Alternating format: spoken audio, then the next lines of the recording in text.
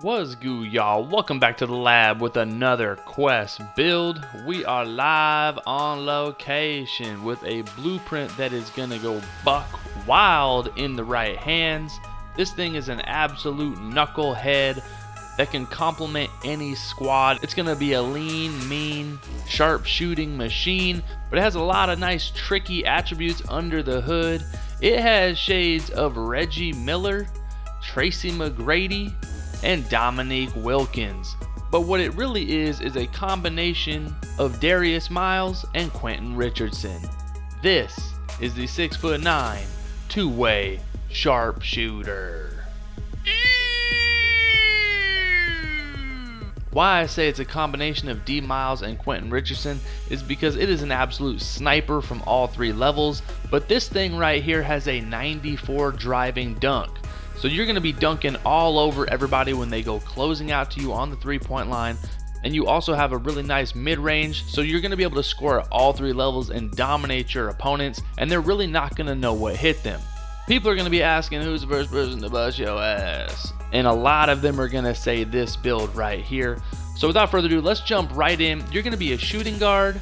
You're going to be 6'9", 214 pounds with a 7'2" wingspan because we need that 3-ball midi to be an 88. And you know we're going body shape build because we want to look menacing on the wood and on the crete.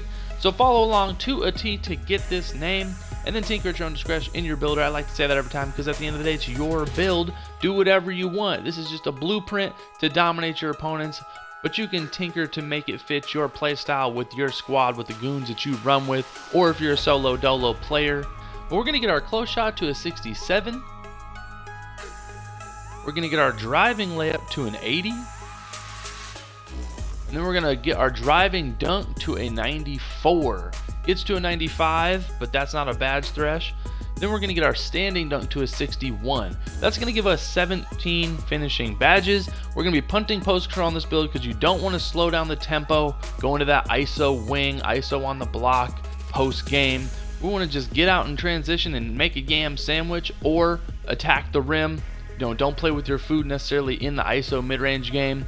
But we're going to have gold limitless takeoff, gold posters, Hall of Fame aerial wizard, and Hall of Fame giant slayer. What I really like about this build is when you do get it on the perimeter, you can hit with a jab step or maybe a ball fake.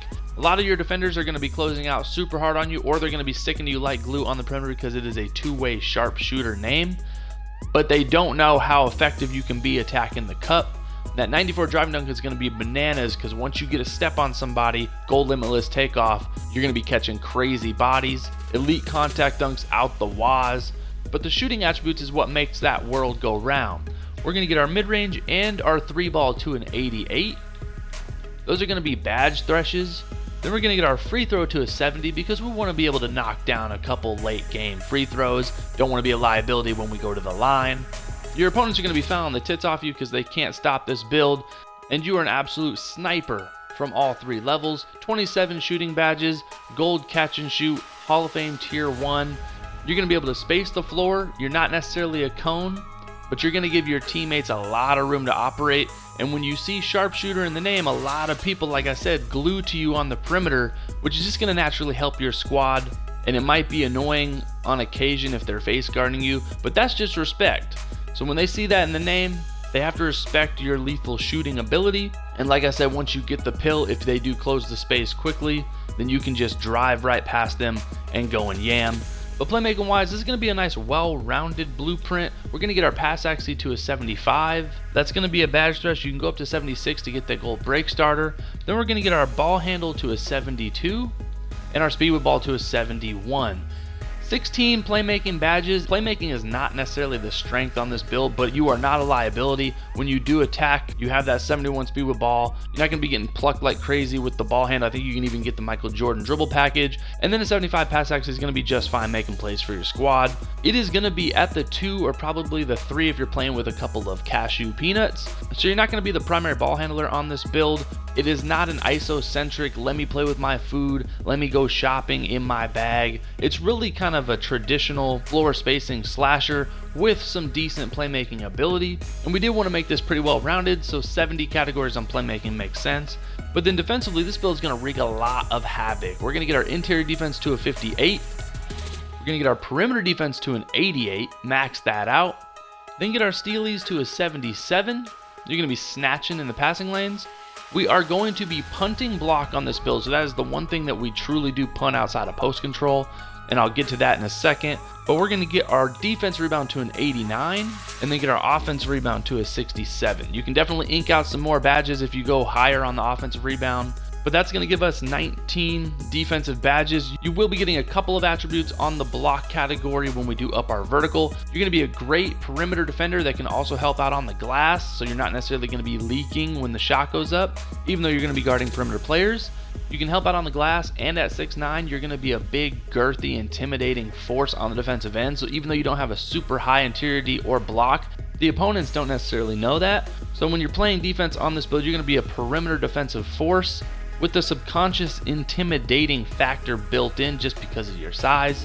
But then physically, we're going to get our speed to a 65, we're going to get our acceleration to a 71, our strength to a 65 as well because we want them bronze brick wall at least.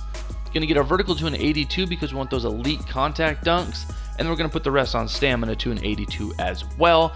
Giving this build a once over: 17 finishing, 27 shooting, 16 playmaking, and 19 defensive badges. The playstyle on this build truly is a two-way floor spacing slasher. A couple of the categories that are going to make this build extremely effective are obviously the 94 driving dunk, the 88 shooting ability, the 88 perimeter defense, and the 89 defensive rebound. You're going to be an athletic specimen that can space the floor, give your team a lot of room to operate, attack the cup with the best of them, and then defensively play good, fundamentally sound D on the perimeter, grabbing rebounds, and then playmaking wise, you're going to be a nice, well-rounded wing type player. Again, I really like hanging out on the perimeter, waiting for your opportunities. You can definitely play with this build solo dolo when you do get the ball. Read what your defender's bringing to the table. Is he closing out super hard? Then let's get a blow by and yam on the big. If he's going to disrespect the jumper and help off because you're being a cone, you're going to be wetting that every time you get it. At 6'9", at the 2 position, you're going to be bigger than a lot of your opponents, so you can dictate what they want to do offensively. And I think this is going to be a nice, well-rounded build with elite specs in certain categories. Going on a takeover, you get finishing, shot creator, shooting, and perimeter D take. I like going finishing moves, throw them off a little bit, and then make them know that you are a two-way.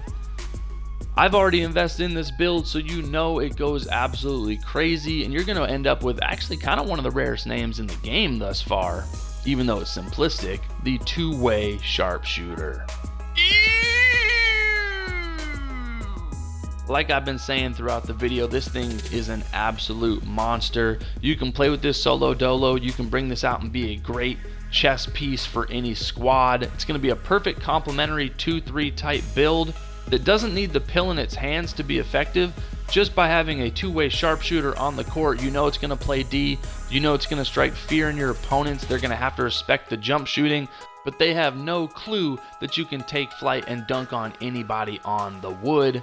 What do you guys think of this blueprint? Do you think it's an absolute knucklehead? Is it worth investing that hard-earned VC into this late into the 2K23 cycle? Let me know in the comments, because you know what time it is. Quest Sparrow.